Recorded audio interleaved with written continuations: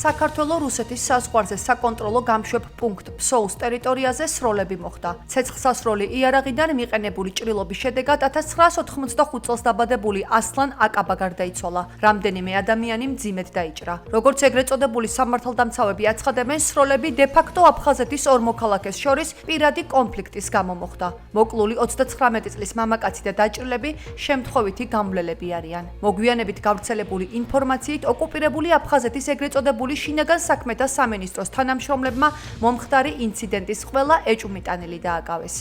ამავე დღეს სროლები მოხდა ახალ ათონშიც. ცეცხლსასროლი იარაღიდან გასროლის შედეგად აფხაზეთის მოქალაქე ბაგრატ ლადარია დაიჭრა. ის სოხუმის რესპუბლიკურ საავადმყოფოში გადაიყვანეს.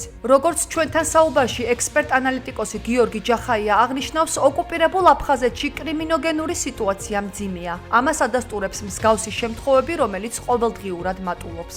საქმე იმაშია, რომ აი ფსოუს საზღვარზე რაც მოხდა შემთხვევა, როცა ადამიანები ჩაწყლის ავტომატით რამაც მოყვა ერთი ადამიანის სიკვდილი. იმავე დღეს გუდაუთაში იყო სროლები და აი ესეთი კრიმინალური ფაქტები ხშირად ხდება აფხაზეთში. იმის გამო რომ აი ესეთი შემთხვევა მოხდა, ეგრევე დაიწყეს მილიციელებმა აფხაზეთში ნარკოტიკების მოძიებნებიდან დაანახეს რომ მუშაობენ.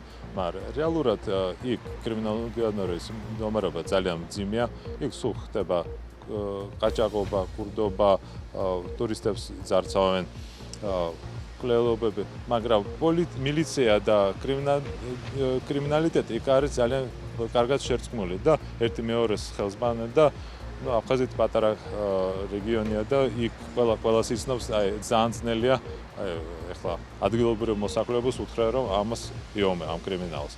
ყველას ნათესავია და მეგობარია და არ გამოდის არაფერი.